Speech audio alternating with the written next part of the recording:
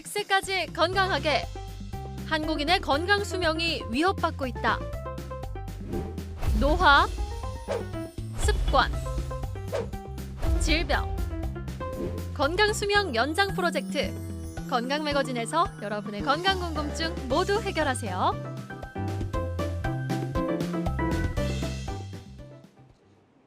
네, 오늘의 건강 닥터죠. 나와 내 가족의 건강 지킴이 김상현 원장과 함께 이야기 나눠보겠습니다. 안녕하세요. 안녕하세요. 네, 원장님 반갑습니다.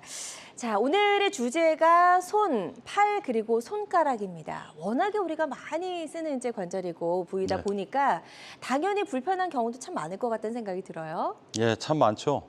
외래 오시는 분들 중에 이제 손이 저리다, 네. 손이 따끔거려요, 어, 뭐 손이 우리합니다. 이런 분들 굉장히 많으시고요. 네. 이렇게 많이 오시는 분들 중에 그 증상을 보면 이게 천천히 시작되시는 분들도 있고, 그다음에 이게 굉장히 급속도로 진행돼서 오시는 분들도 계시고, 또 이게 한국 사람들 표현상의 문제인데 굉장히 그 표현이 다양합니다. 뭐 예를 들면 후춧가루를 뿌려놓은 것 같다 이렇게 얘기하시는 분도 계시고, 굉장히 좀 디테일하네요. 그렇죠. 뭐 네. 바늘로 콕콕콕콕 찌르는 것 같다. 네. 뭐 전기가 오는 것 같다. 뭐 굉장히 많은 그런 표현법들이 있습니다. 그것도 사투리까지 포함되면은 굉장히 그 범위가 다양해서 네. 의사의 해석상 굉장히 주의를 요하는 그런 증상이기도 하죠. 네. 그리고 이게 어떤 과 선생님이 처음에 만나서 이야기를 듣느냐에 따라서도 또 다릅니다. 예를 들면은 내과 선생님 같으신 경우는 손저리다 그러면 제일 많이 만나는 분들은 당뇨 질환이 있거나 갑상선 질환이 있는 분들이 손저린 게 많으세요. 이제 그런 분들을 많이 만날 거고, 신경과 선생님들 같으신 경우는 말초신경염 환자분들을 굉장히 많이 만나게 되십니다. 네. 그런 것처럼 저희 같은 신경외과나 정형외과 같은 선생님들은 말초신경 포착증후군이라든가 네. 디스크 같은 어떤 환자분들을 많이 뵙게 되고, 그다음에 혈관외과 선생님들은 동맥이나 정맥 질환 때문에 저리시는 분들도 굉장히 많이 있게 됩니다. 네, 좋습니다. 자, 그래서 팔이나 손가락의 통증과 저림이 도대체 왜 오는지 오늘 좀 구체적으로 알아보도록 할게요, 원장님. 예. 막연하게 그 환자분들이 제일 많이 그 이야기를 하시는 거는 피가 안 통해서 그렇다.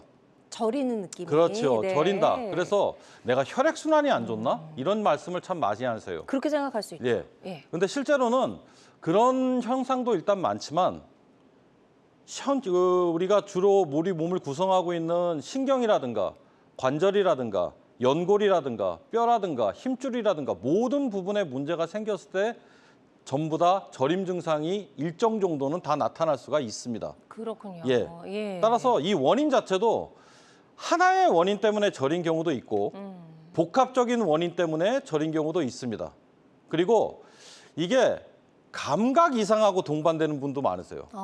예를 들면 저리기도 하는데 실제로 만져보면 감각이 떨어진다고 얘기하시는 분들도 실제로 많이 계십니다. 네. 그래서 또 똑같은 손저림인데 눌린 위치는 전혀 다른 현상들도 있을 수 있어서 예. 반드시 전문의의 감별을 좀 받아야 되는 그런 상황이 되는 경우가 많습니다. 그렇군요. 그 원인을 찾는 게 참 쉽지 않을 것 같다라는 생각이 좀 들거든요. 예. 다음 PPT 보면서 조금 더 설명을 들어볼게요. 예, 그렇죠. 예. 그럼 예를 들면 우리 몸에는 항상 조기 경보 시스템이 있습니다. 오. 이 조기 경보 시스템이 거의 안 들어가 있는 데가 없죠. 그게 신경입니다. 네. 이 신경은 연골이나 관절, 뼈, 힘줄 모든 부분에 다 들어가 있고요. 심지어는 혈관에도 들어가 있습니다. 그래서 이런 부분들에 문제가 생길 때마다 조기에 이거를 발견해서 예를 들면 염증 시그널이 왔다. 네. 염증이 생겼다. 빨리 인지해서 몸을 방어할 수 있게 만들어주는 기능을 하고요.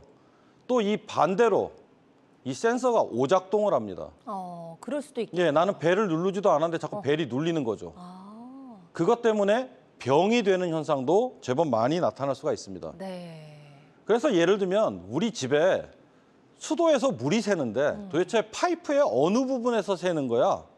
이런 걸 찾듯이 신경이 문제가 있는데 어느 부분에 문제가 있는 거야를 찾는 게 감별 진단의 핵심이라고 할 수가 있겠습니다. 그런데요. 참 원장님 너무 힘든 일 하신다는 생각이 갑자기 문득 들었습니다. 예, 매우 그 어렵습니다. 원인을 찾는 게 참 쉽지 않을 것 같다는 생각이 들고요. 예, 예. 이렇게 팔이나 손, 손가락 등에서 이제 그 경보음이 울리듯이 신호가 오는 거잖아요. 몸에 네. 이상이 있다라고 신호를 보내면 어떤 증상들이 나타나는지 시작할 때 좀 간단하게 이야기해 주셨는데 저림 증상도 있다고 말씀하셨고요. 예, 맞습니다. 보통 환자들이 가장 많이 호소하는 증상은 어떤 거죠? 이게 간단하게 얘기하면 두 가지입니다. 네. 아프다, 아프다, 저리다. 저리다. 예, 이 두 가지가 아픈 쪽이 많은 건지 저린 쪽이 많은 건지 섞여 있습니다, 항상. 그래서 보통은 이제 아프다 쪽이 많으신 분들, 아프다 쪽이 많으신 분들은 관절이나 연골이나 뼈나 힘줄, 그다음에 인대, 이 근육 이런 데 질환이 주로 많으신 분들이 아프다를 주로 얘기를 많이 하시고요. 네. 신경이나 혈관 문제가 좀 동반이 많이 되신 분들, 네. 이런 분들이 주로 저리다라는 말씀을 좀 많이 하십니다. 그래서 어느 부분에 문제가 생겼던지 이런 것들은 항상 같이 있는 경우가 많기 때문에 네. 환자의 얘기에 귀를 잘 기울여보고 실제로 만져보고 움직여보고 해야지 처음에 진단을 잡는 데 아주 도움이 될 수가 있습니다. 네. 자, 이렇게 이제 어떤 질환이 생겼을 때 손이나 손가락, 팔 쪽이 아프거나 저림 증상을 이제 동반할 수가 있는데요. 자, 그렇다면 어떤 질환 때문에 우리 손이나 손가락이 우리 몸에 이런 신호를 보내는 건지 어떤 질환들 때문인지 좀 알아볼 필요가 있겠네요. 예. 아까도 말씀드렸다시피 어떤 의사가 보느냐에 따라 가지고 좀 다르긴 한데 네. 저희 외래에서 많이 보는 걸 중심으로 해서 오늘은 좀 설명을 드리겠습니다. 이게 워낙 광범위한 분야이기 때문에 그렇죠. 그 분야를 다 다룰 수는 없어서 네. 핵심적인 것만 오늘 다루고 넘어갈 텐데. 그럼에도 불구하고 꽤 많네요. 예, 맞습니다. 네. 이게 사실 가장 흔한 거는 전 국민의 어떤 그 인지도를 쌓고 있는 손목 터널 증후군. 네. 손이 저리면 다 저거라고 얘기하고 오시는 분들이 많으세요. 왜냐면 흔하게 많이 들어봤어요. 예, 그렇죠. 예. 뭐 인터넷에 봐도 뭐 다 손목 터널 증후군이다. 네. 이렇게 하시는 분들이 많은데 실제로는 저거 아닌 분들 굉장히 많습니다. 오. 예, 굉장히 많아요. 네. 그다음에 말초신경 포착 증후군. 뭔가 좀 낯설 수는 있습니다. 이건 그 생소하네요. 말 자체가. 포착이라는 건 덫에 걸렸다는 뜻이거든요. 그 덫에 걸리는 게 뼈와 근육 사이에서 덫에 걸릴 수도 있고 근육과 근육 사이에서 신경이 덫에 걸릴 수도 있습니다.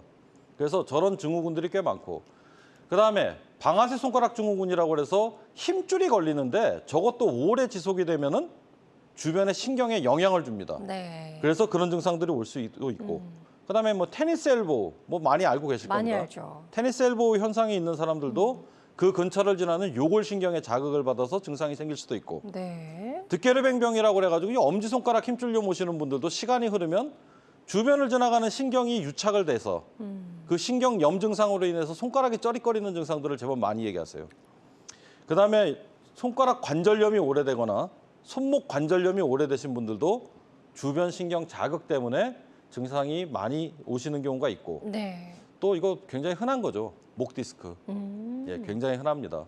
이게 굉장히 저것 힘들다고 때문에 하더라고요. 예, 손저림, 팔저림 오시는 분 많고 여기는 안 써 있지만 네. 뇌졸중 때문에도 손저림으로 오시는 분이 있습니다. 정말 많네요. 예, 이런 굉장히 많습니다. 예, 그게 이렇게 대충 저희 과에서 이제 보는 영역이죠. 네, 이렇게 질환이 다양하기 때문에 정말 어떤 질환인지 정확하게 파악을 해야지만 정확한 치료가 가능할 것 같은데요. 지금 방송 보고 계신 분들 중에서도 손이나 손가락, 팔 등에 이제 불편함이 있어서 방송 보고 계신 분들 많으시리라 생각이 듭니다. 아직 병원에는 가보지 않았는데 혹시 나는 어떤 질환 때문에 이런 통증이 있는 건지 궁금하시다면 병원 가시기 전에 한번 상담 전화 주셔서 상담을 받아보시는 건 어떨까 싶네요. 02-6677-0012번, 02-6677-0012번 상담 전화 활짝 열려 있습니다. 지금 이제 대표적인 질환이다라고 말씀해 주셨는데도 불구하고 굉장히 이제 여러 가지거든요. 예. 질환별로 구체적인 증상 하나씩 조금 더 상세하게 알아보도록 하겠습니다. 먼저 첫 번째 손목 터널 증후군부터 좀 알아볼까요? 예, 손목 터널 증후군이라고 하는 것은 손 숫자, 뿌리 근자, 손의 뿌리에 있는 영역입니다. 네. 이 부분에 정중신경이라고 하는 신경이 지나가는데 이 신경을 잡아주고 있는 횡수근 인대라고 하는 힘줄이 두꺼워지면 이 신경을 이 부분에서 누르게 돼서 이렇게 세 개입니다. 손바닥 쪽으로 3개 손가락이 상당히 저려지는 현상이 나타나고 심지어는 4번째 손가락 안쪽까지도 저린 현상이 생기죠. 이 증상이 나타나는 사람을 손목 터널 증후군이라고 이야기를 합니다. 네. 그래서 이게 증상이 심해지시는 분들은 보통 밤에 심해집니다.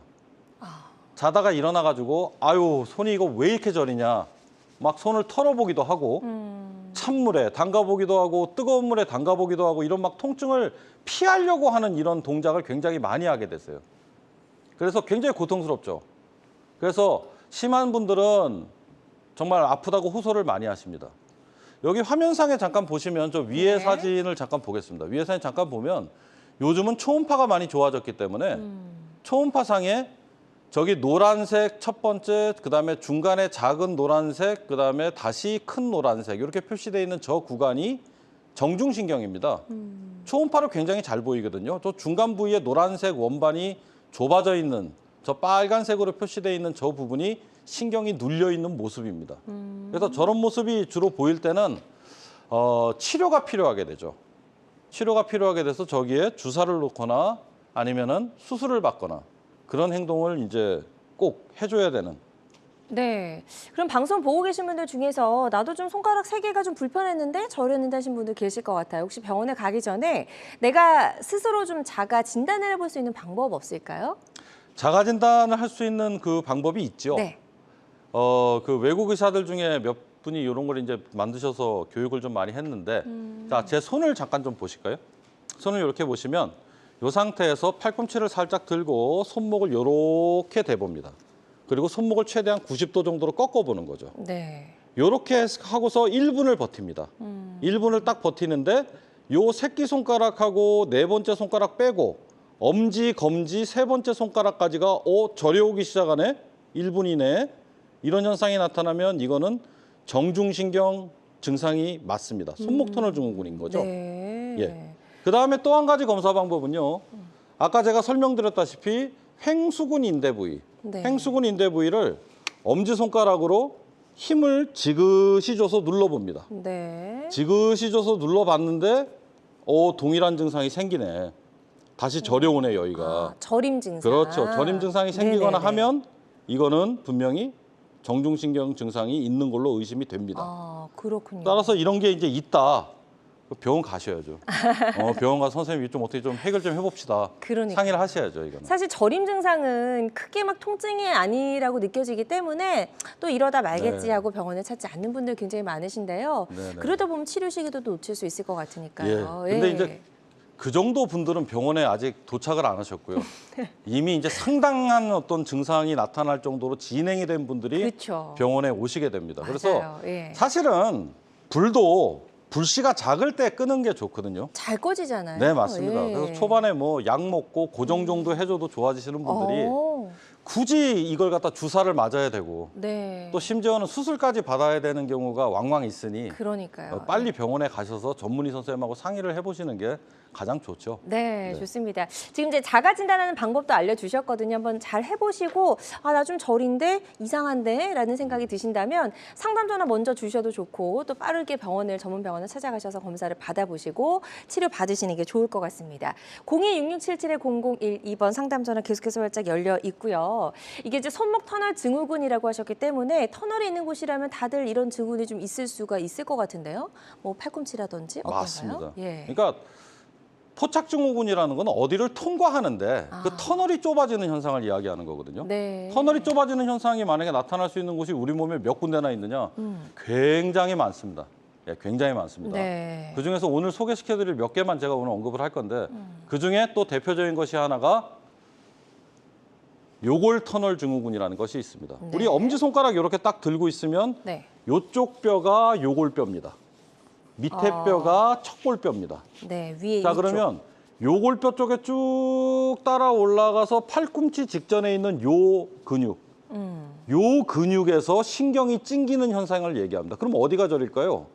요 팔꿈치 요 얘가 주변. 저립니다. 예. 엄지요. 예, 엄지, 검지 쪽으로 해서 손목 있는데도 많이 저리고 네. 심지어는 여기 밑에까지도 저리는 현상이 나타납니다.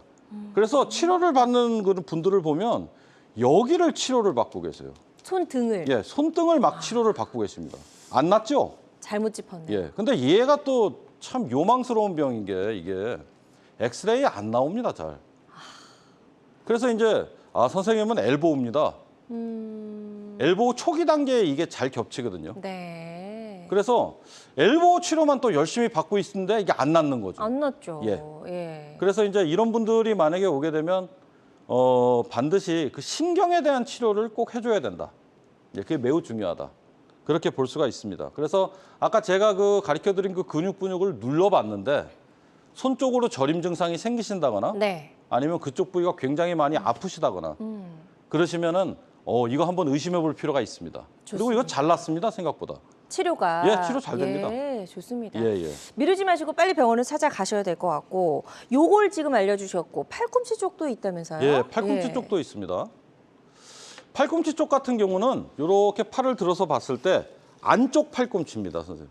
선생님들 혹시 그 버스 타고 가시다가 버스에서 이렇게 창가에 손을 딱 쿵 이렇게 찍었을 때 아야 손 저려 이렇게 한 경험이 아마 있어 보셨을 텐데요. 찌릿하거든요, 정조듯이. 그렇죠. 예. 예. 그 신경이 척골신경입니다. 네. 이 척골신경이 눌리는 위치는 여러 군데가 있는데 네. 제일 대표적인 게 저 그림에서 나와 있다시피 팔꿈치 부위. 저기 많이 눌리죠. 그다음에 우리 손목 안쪽에서도 많이 눌리게 됩니다. 그래서 보통 새끼손가락과 네 번째 손가락이 많이 저리는 현상이 나타나고 네. 나중에 많이 심하게 되면 이 손 모양이 똑바로 펴보십시오 그러면 구부리지를 못하기 때문에 손가락이 들리는 현상이 일어납니다. 이 정도 단계 되시는 분들은 마비가 오신 거기 때문에 이거는 수술 쪽으로 갈 수밖에 없습니다. 이렇게 됐다가 손가락을 똑바로 펴보라고 그러면 손이 들려버리죠. 이렇게. 필 수가 없습니다. 똑바로. 네. 이런 현상들이 생길 수 있습니다.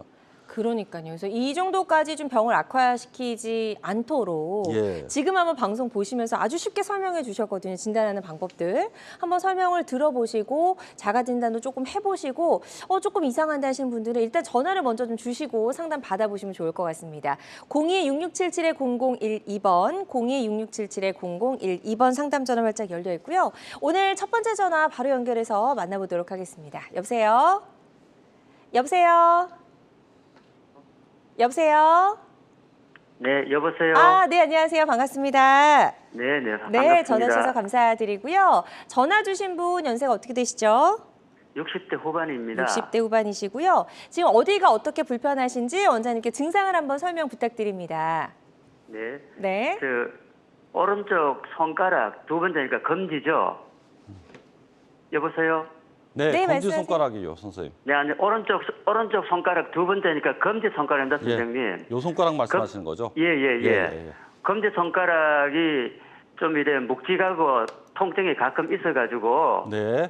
제가 컴퓨터를 갖다 지금도 계속 쓰고 있으니까 제 생각에 그런 것 좀 아닌가 싶은 생각은 들고요. 네. 그래서 제가 병원에 네네. 동네 의원에 가서 선생님 만나 진단을 받으니까 손 두 번 엑스레이 사진도 찍었습니다. 네. 근데 그 선생님 말씀이 인대가 늘어났다 말씀하시더라고요. 인대가 늘어났다. 예, 그래서 네. 물리치료를 갖다가 이렇게 바르는 약을 해가지고 좀 했었는데 큰 차도도 없고 이러다가 그냥 몇 번 가다가 요즘 안 가고 있거든요. 예. 그러면 이게 저절로 낫는 건지 손가락 안 쓰면은 안 그러면은 서로 어떻게 계속 병원에 다녀야 되는 건지 좀 궁금합니다. 예, 선생님. 예. 선생님 혹시 밤에도 손가락이 굉장히 많이 저리십니까?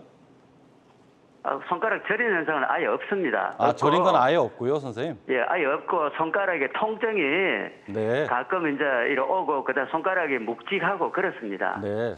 선생님, 손가락 마디가 이렇게 있다고 따지면 요 마디 있는 데가 좀 많이 아프세요? 끝에 마디입니까? 중간 마디십니까? 그러니까 손 쪽으로 제일 끝입니다.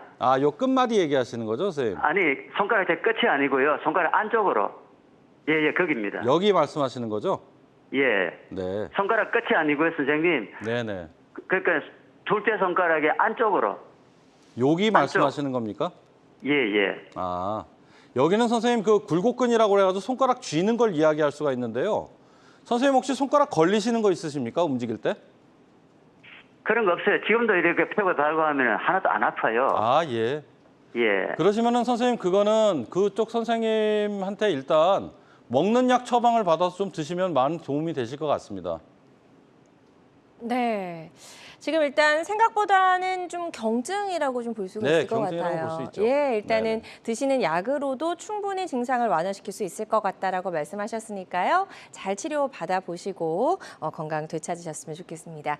자, 계속해서 상담 전화는 활짝 열려 있습니다. 손이나 손가락, 팔 쪽에 통증이나 저림 때문에 고민이신 분들, 어떤 질환인지 알고 싶다 하시는 분들 상담 전화 주시고 한번 상담을 받아보시면 좋을 것 같아요. 02-6677-0012번, 02-6677-0012번 상담 전화 활짝 열어놓도록 하겠습니다. 자, 저희 이제 첫 번째로 손목 터널 증후군에 대해서 이제 좀 살펴봤고요. 그것만큼이나 아주 흔하게 또 요즘 많이 이제 들려오는 질환명이 방아쇠수지 증후군입니다. 예, 이것 때문에도 굉장히 많은 분들이 고생하고 계시다고요. 예, 방아쇠 손가락 증후군 예. 굉장히 많습니다. 일단 부자연스럽고 아프고 이 손가락 움직이는 게 걸리다가 이게 점차 굳어가는 현상이 나타나고 염증 심해지면 손가락까지 저려오고 이런 현상들이 드물게 좀 오는 병들입니다. 이거는 결국은 이제 그 치료를 잘하면은 미연에 좀 예방할 수도 있고 나중에 이게 계속 진행되면 수술까지 가야 되는 병이거든요. 그래서 보통은 이제 이런 것들은 염증성 질환이고 손을 많이 쓰시는 분들한테 사실 잘 생깁니다. 그리고 밤에도 심해지는 양상을 띠게 되죠. 그래서 손가락 걸림이 많이 심해지면은 요거는 조치를 좀 빨리 취하는 게 좋습니다. 여기 파워포인트 잠깐 좀 보시면요. 네. 여기 안에 그 손가락이 걸리는 위치가 있습니다.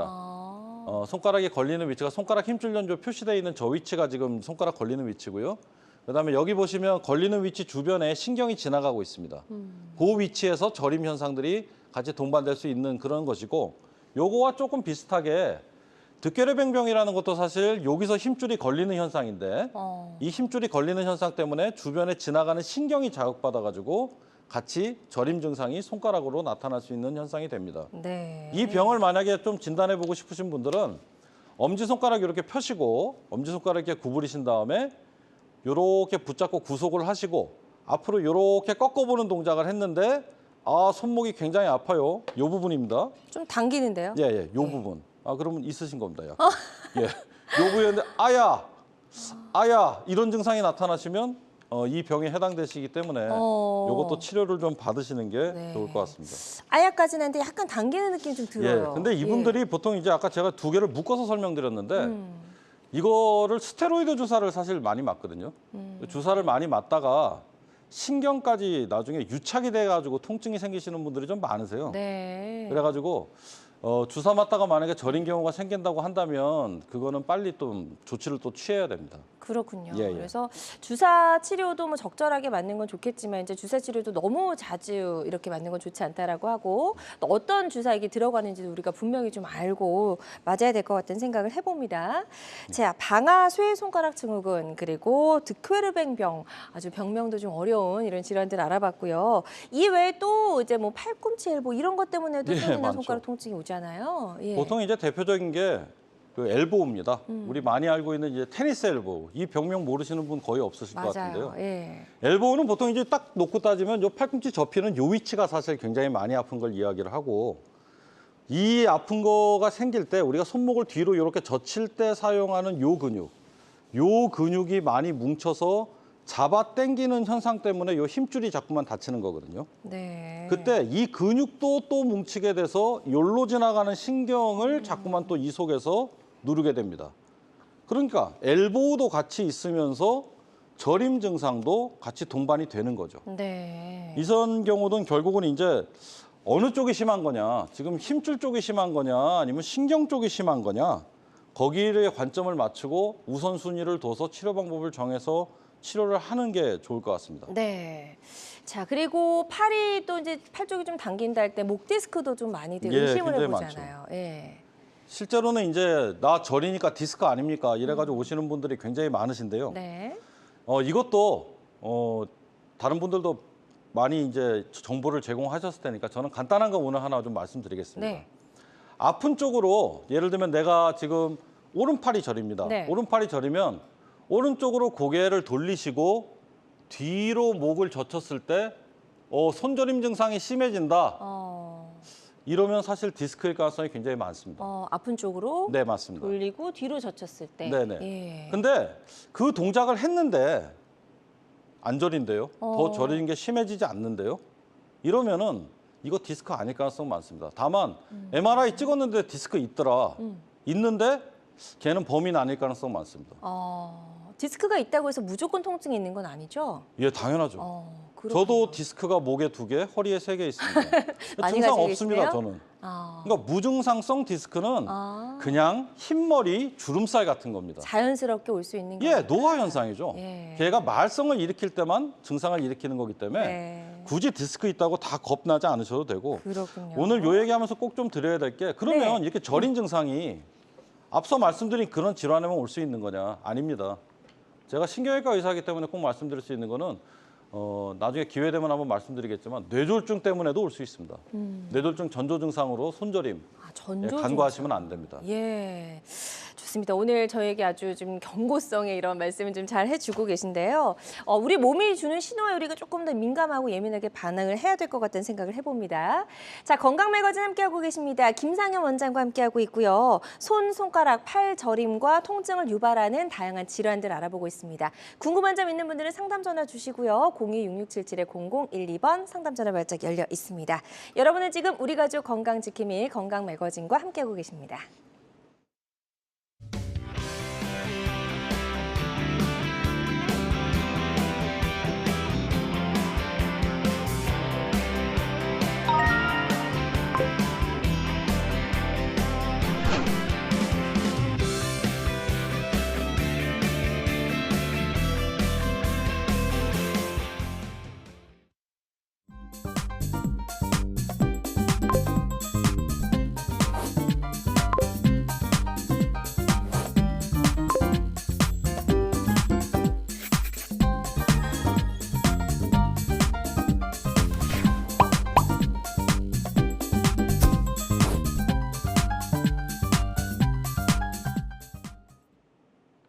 네, 김상현 원장과 함께 이야기 나눠보고 있습니다. 오늘 건강 매거진에서는 손, 손가락, 팔 저림과 통증을 유발하는 다양한 질환들 알아보고 있고요. 자, 지금부터는 어떻게 치료하면 좋을지 치료법에 대해서도 이야기를 좀 나눠보도록 하겠습니다.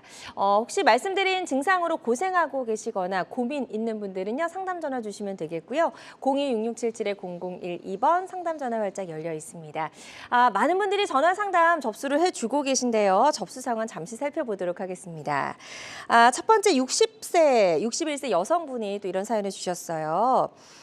손목 통증과 손가락 저림이 있는데 이유와 치료 방법이 궁금합니다. 라고 말씀해 주셨네요. 간단하게 좀 상담 도와주실까요? 예, 손목 통증이 있고 네. 손가락 저림이 있다. 네. 예, 뭔가 신경이 좀 눌린 것 같은 그런 생각이 좀 많이 듭니다. 네네네. 그러면 이럴 때는 이제 신경이 정말 눌렸는지를 보는 거는 신경은 그 분포 영역이 있기 때문에 그 분포하는 영역에 따른 게 맞는지를 봐야 됩니다. 네. 그래서 우리가 보통 손으로 내려오는 신경이 정중신경, 요골신경, 척골신경 3개가 있습니다. 그래서 저는 보통 환자분들께 그렇게 말씀드리는데요. 손바닥 쪽으로 3개가 저리세요? 아니면 손바닥 쪽으로 2개가 저리세요? 아니면 손등 쪽으로 3개가 저리세요? 이렇게 여쭤봅니다. 이 규칙에 대충 맞네? 그러면 이건 정말 신경 눌린 거 맞습니다. 네. 그렇군요. 마술하시는 줄 알았어요. 정말 이렇게 아유, 아주 명쾌하게 말씀해 주셔가지고 너무 도움이 많이 되실 것 같습니다. 일단 신경 눌림이 좀 의심이 된다라고 하셨으니까요. 전문 병원에서 한번 정확하게 검사를 받아보시는 게 좋을 것 같고요. 다음 사연도 살펴보도록 하겠습니다. 50대 여성분이시고요. 방아쇠 손가락 증후군이 심한데 수술 후에 바로 일을 할 수 있나요? 라고 질문을 주셨네요. 방아쇠 손가락 수술하고 나서 바로 일을 할 수 있느냐? 네. 그럼 예를 들면 오늘 수술했는데 내일 내가 나가서 가만히를 둘 수 있습니까? 그건 안 될 것 그런 같아요. 건 아니죠. 예. 그래서 보통은 예전에 고식적인 수술법, 그러니까 째고 수술할 때는 보통 3주 정도 반기부스를 했습니다. 네. 그래서 3주 정도 반기부스 하고 이제 실밥은 2주째 빼고 그러니까 환자분들이 고생이 좀 많으셨죠. 근데 요즘 같은 경우는 간단하게 경피적 활차적 개수를 하기 때문에 보통은 이제 일주일 정도 지난 상태에서 살살 쓰십시오라고 말씀을 드리고 네. 한 달째 뵈면은 자랑스럽게 이미 굉장히 많이 쓰고 있습니다라고 얘기하시는 분들이 좀 많아지셨습니다. 네. 예. 그래서 예전보다는 이제 재활하는 기간이 조금 많이 네, 매우 짧아졌다라고 짧아졌죠. 예. 보시면 되겠고요. 다음 사연도 살펴보도록 하겠습니다. 40대 남성분이 이런 사연을 주셨어요. 석 달 넘게 테니스 엘보로 치료를 받고 있는데 효과가 없습니다. 많이 좀 답답하실 것 같네요. 석 달이면. 예, 힘듭니다. 네. 저 마음이 좀 이해가 되는 면이 많은데 그러니까요. 저런 환자분들 참 많으시거든요. 근데 제 개인적인 결론으로는 항상 저 테니스 엘보가 참 재발을 잘합니다. 그렇기 때문에 저거는 아무리 열심히 해서 치료를 해서 환자가 나았을 때 제가 느끼는 거는 뭐냐면 이건 내가 치료를 잘해서 난 게 아니라 환자분의 치료에 대한 인내심이 스스로를 고쳤다. 그러니까 예를 들면 약을 먹더라도 6주 이상 꾸준하게 약을 스트레이트로 계속 드셨는지 네. 이거 보통 인내심 아니고는 그 해결 안 되거든요. 쉽지 않죠. 예. 네네. 그다음에 꼬박꼬박 그 프롤로 주사 같은 걸 좀 맞으러 오셔야 되는데 그것도 아주 인내심을 가지고 오셔서 열심히 치료에 임하셨는지 이런 것도 굉장히 중요한 상황이 됩니다. 그래서 네. 테니스 엘보는 정말 한번 고치려고 마음을 잡수시면 끝을 한번 보셔야 됩니다. 정말 열심히 치료받으셔야 됩니다. 끈기를 가지고 네, 맞습니다. 꾸준하게 치료를 예, 예. 잘 받으셔야 된다고 말씀을 해주셨습니다. 자, 이외에도 정말 다양한 증상과 궁금증 전화로 남겨주고 계십니다. 02-6677-0012번 상담 전화 활짝 열려 있고요. 또 다른 시청자 한 분 전화 연결되어 있다고 합니다. 만나보도록 할게요. 여보세요? 네, 네, 안녕하세요. 반갑습니다. 자, 전화 주신 분 연세 어떻게 되시죠? 60대 후반입니다. 네, 어디가 가장 많이 불편하신지 저희 원장님께 증상을 좀 설명해 주시면 되겠어요. 왼쪽 예. 발목 아래부터 엄청 저리거든요. 밤에만. 밤에만. 밤에만 그렇게 저려요. 이거 손바닥 쪽으로 저리십니까, 선생님? 손바닥도, 예, 손바닥으로요. 예, 손등 쪽이 아니시죠? 네네. 예, 손바닥 중에 이렇게 3개하고 요 4개까지만 딱 저리지 않으세요? 네네. 검지, 3번째 손가락, 그다음에 4번째 손가락 요 안쪽까지만 저리지 않으세요? 네네, 그런 것 같아요. 선생님 혹시 주무시다가 깨가지고 아우 저려 죽겠네, 아이고 너무 저리다 막 털어보신 경험이 있으십니까? 예, 그럼 좀 자다가 있으시군요, 선생님. 심했죠, 그게. 네, 그 얼마나 되신 증상이십니까? 한 2달 정도 됐나요? 아유 고생스러우시겠습니다. 네.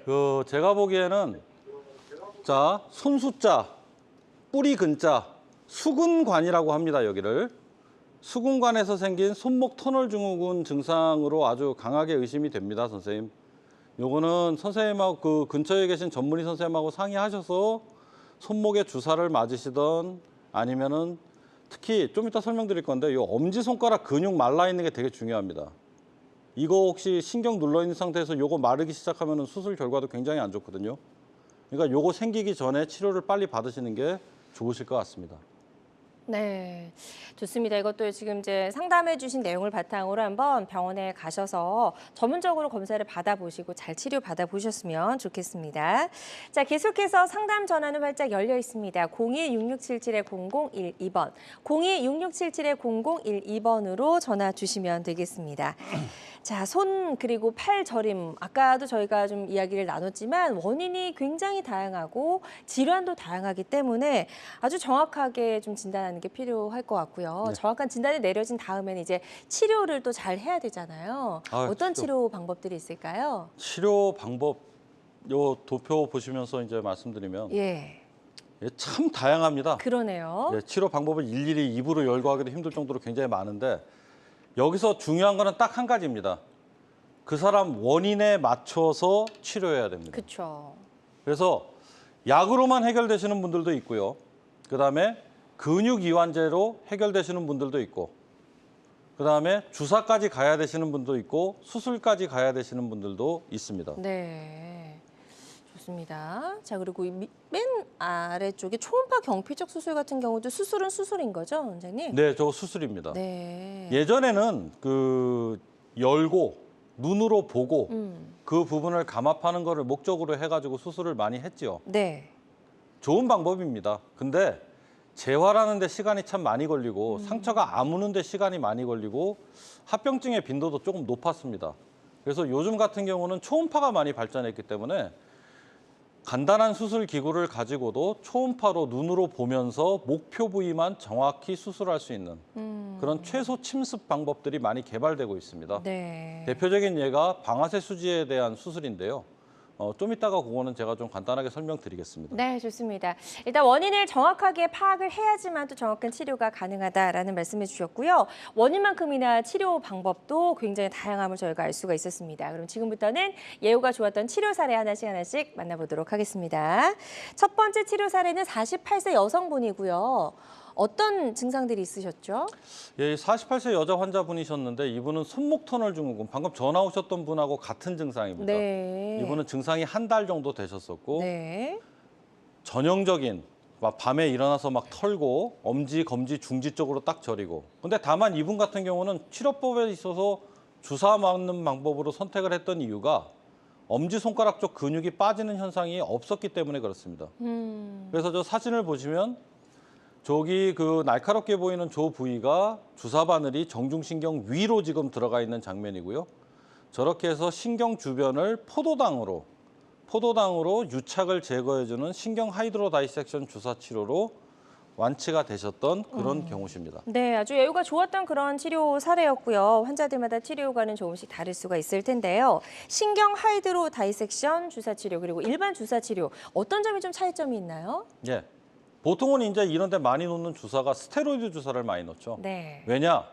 일단 신경 염증을 제거를 해줘야 신경 붓기가 빠지면서 그 좁은 터널에서 신경이 넉넉한 공간을 가질 수가 있어서 증상이 없어지기 때문에 그런데요. 네. 좋은 약이긴 한데 이 약은 사실 자주 쓸 수가 없어요. 그렇죠. 그래서 대한내분비학회에서도 어떻게 권장을 하고 있냐면 1년에 3번 이내로 써라. 한 번 쓰더라도 2주 이상의 간격을 띄고 쓰는 것이 좋다.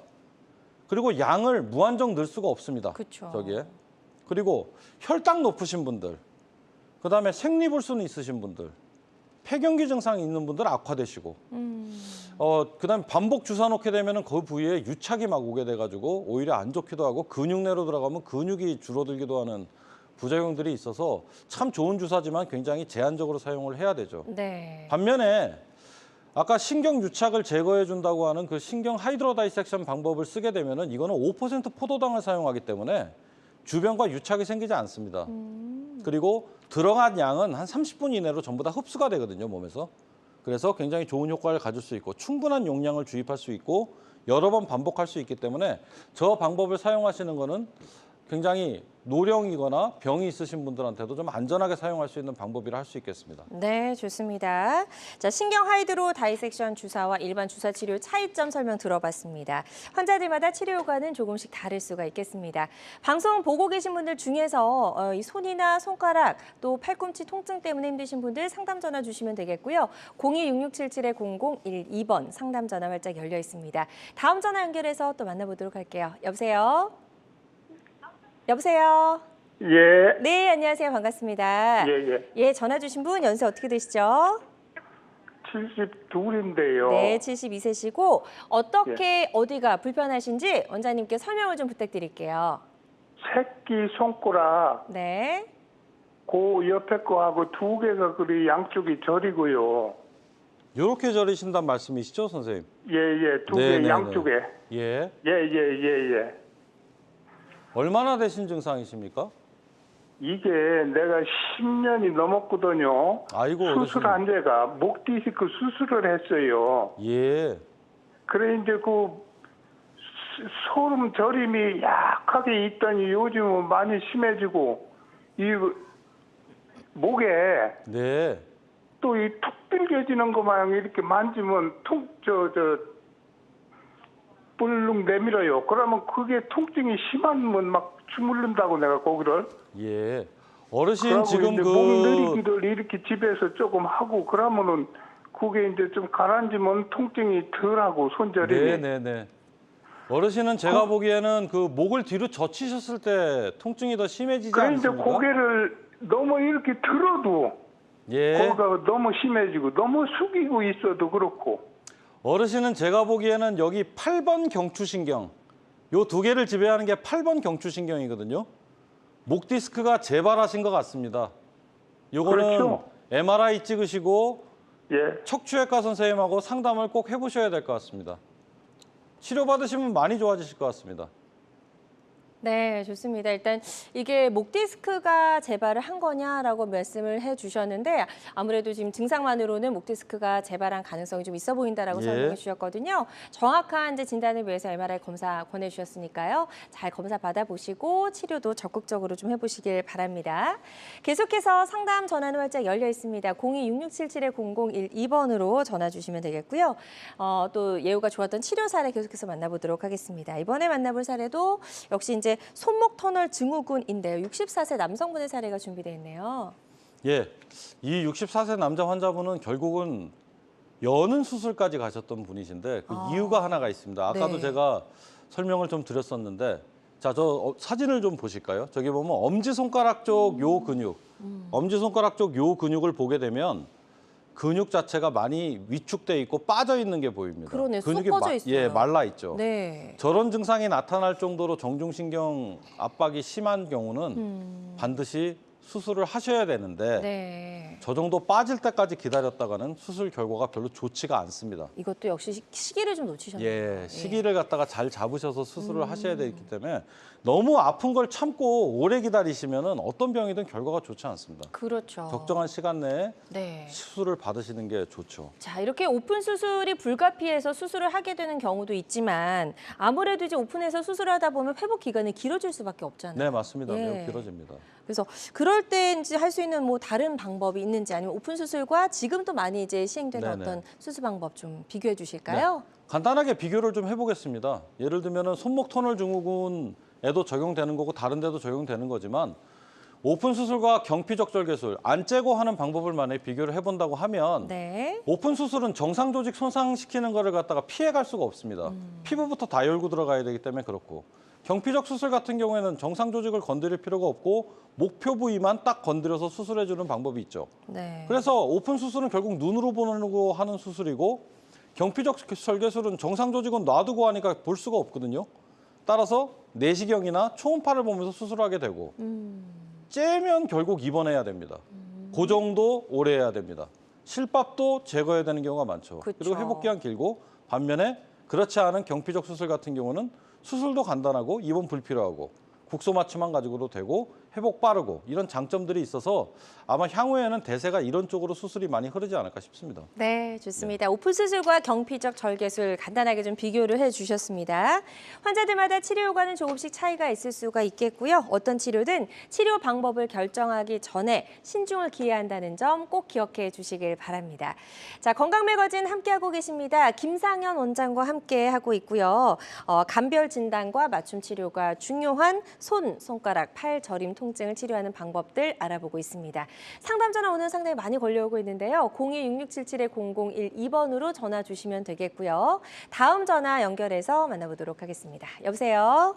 네. 네, 안녕하세요. 반갑습니다. 아, 네, 안녕하세요. 네, 전화 주신 분 연세 어떻게 되시죠? 네, 67세고요. 네, 어떻게 불편하신지 설명을 좀 부탁드릴게요. 한 2년 전부터 오른쪽 손바닥 그 네 손가락 검지에서부터 새끼 손가락 빼고 네 손가락이 저리고 아파요. 이렇게 말씀이십니까? 네, 네 개. 네. 그러니까 검지, 손바닥 엄지, 쪽으로? 검지, 네, 새끼 손가락 빼고. 네. 얘가 계속 아프고 저리고 평소에는 괜찮은데 가만히 있으면 절절절 느낌이 오고 핸드폰 만지거나 뭐 만지면 저려서 아파요. 네.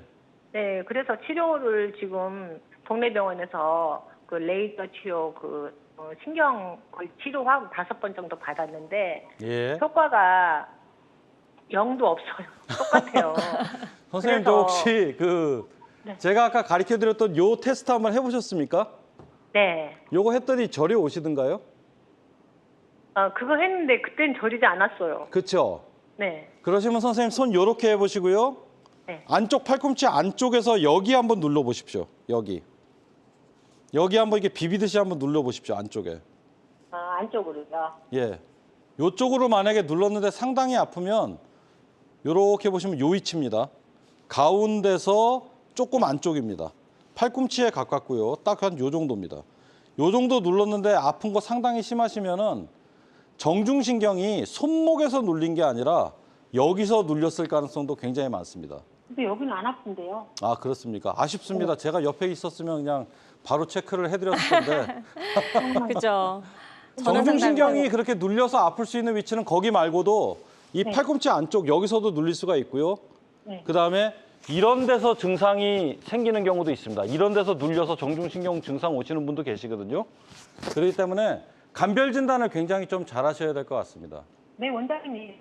제가 2년 전에 손등 그 검지 위에가 신경이 여기가 감각이 없었어요. 계속 한 달 동안. 근데 그때부터 이 진문이 이렇게 손가락이 저린 거예요. 조금씩 하다가 계속 이렇게 심하게 된 거예요. 뭔가 사용을 많이 하시면 이렇게 저려지십니까? 아니 뭐 일을 그렇게 많이 안 하고 있는데 네. 이제 핸드폰 쓸 때 이제 뭐 이렇게 만지고 할 때 그때는 막 저려요. 일단 네, 저린 손가락이- 증상은 신경 증상이 맞기 때문에요, 선생님. 네. 정 검사가 어려우시면요. 그 대학병원이나 그런 데 가셔서 근전도 검사가 꼭 필요할 수도 있습니다. 네. 좋습니다. 이게 이제 전화상이다 보니까 정확하게 진단을 내려드리는 데는 좀 한계가 있을 수 있다는 점을 양해를 좀 부탁을 드리고요. 지금 건의해 주신 치료 방법을 잘 참고하셔서 병원에서 검사 잘 받아보시고 치료 계획 세워보셨으면 좋겠습니다. 계속해서 상담 전화는 활짝 열려 있고요. 026677-0012번으로 전화 주시면 되겠습니다. 자, 또 치료 사례 더 만나보도록 할게요. 이번에는 이제 손과 팔 저림 통증이 있는 사례들 살펴보고 있고요. 56세 남성분이고요. 이분은 방아쇠 손가락 증후군이 있던 분이네요. 네, 맞습니다. 네. 보통은 이제 방아쇠 손가락으로 오시는 분들은 손가락이 걸리는 것 때문에 많이 옵니다. 근데 손가락이 펴지질 않아요. 아침만 되면은 손가락이 걸려서 안 펴져서 내 손가락으로 펴야 됩니다. 이런 증상이라든가 억지로 펴려고 하면 이게 펴집니다. 이런 증상들로 많이 오시는데 이분 같은 경우는 증상이 좀 오래되시고 손을 좀 많이 쓰시던 분이기 때문에 네. 손가락 저림까지 같이 오셨던 분이세요. 그래서 이제 이분 같은 경우는 요 초음파 사진을 보게 되면 저 노란색 표시로 되어 있는 저 부분이 그 굴곡근, 힘줄을 갖다가 눌러주고 잡아주는 활차에 해당되는 부분이고 네네네. 그 밑에 강물처럼 흘러가고 있는 저것이 손가락을 구부릴 때 사용하는 힘줄이 되겠습니다. 네. 저 힘줄에 빨간색 표시로 되어 있는 두께와 연두색으로 되어 있는 표시의 두께를 보면 빨간색 쪽이 훨씬 더 두꺼운 걸로 보이거든요. 그러네요. 저 부분이 저 노란색 부분을 통과하면서 자꾸만 걸리게 되는 현상이 일어나는 게 방아쇠 손가락 증후군이고 거의 대부분 주사로서 많이 좋아지기는 합니다만 주사 맞고 한 2개월에서 한 6개월 되면 다시 재발을 하시거든요. 그래서 결국은 수술까지 가게 되는 병입니다. 근데 어쨌든 이분은 수술을 받고 결과가 좋으셨는데 그 수술 방법 자체가 째고 하지는 않는 수술. 그래서 회복도 굉장히 빠르셨던 그런 분이셨죠. 네, 좋습니다. 예후가 좋았던 그런 치료 사례를 만나봤고요. 이렇게 김상희 원장님과 이야기를 나눠보다 보니까요. 어느덧 이제 저희 방송 마무리할 시간이 좀 됐습니다. 그래서 마지막 질문을 좀 드려야 될 것 같은데요. 이렇게 손이나 손가락, 팔 저림, 통증이 있는 환자분들이 치료를 앞두고 계실 텐데 그 치료를 앞두고 환자가 반드시 알아야 할 주의사항이 있다면 어떤 게 있을까요? 일단은 저기 감별 진단이 일단 제일 중요합니다. 감별 진단이 제일 중요하고 네. 그 감별 진단을 함에 있어서는 의사 선생님한테 본인 정보를 잘 전달을 해줘야 됩니다. 그렇죠. 그리고 이런 것까지 얘기를 해야 되나 이런 마음을 갖지 마시고 네. 본인이 짚히시는 문제에 대해서는 세세하게 전달을 해주셔야 그 손저림의 원인이 되는 말초신경 압박 증후군에 대한 감별하기가 굉장히 좋아집니다. 그래서 의사 선생님하고 친해지세요. 그게 제일 좋습니다. 네, 좋습니다. 자, 모든 치료법에는 부작용이 따를 수 있고요. 개인마다 치료 효과가 다르다는 점, 또 전문의와의 상담을 통해서 적절한 치료를 받는 것이 가장 좋은 선택이라는 점 꼭 기억해 주셨으면 좋겠습니다. 지금까지 김상희 원장과 함께 이야기 나눠봤습니다. 원장님 오늘 말씀 잘 들었습니다. 고맙습니다. 네, 감사합니다. 자, 여러분의 건강 장수 파트너 건강 매거진 실시간 시청자 상담은 생방송 도중에만 가능합니다. 이 점 꼭 기억해 주시고요. 오늘 방송을 놓쳐서 좀 아쉽다는 분들은요. 유튜브에서 다시 보기가 가능합니다. 유튜브에서 건강엔 한경, 건강엔 한경을 검색하시고 유튜브도 많이 놀러와 주시기 바랍니다. 고맙습니다.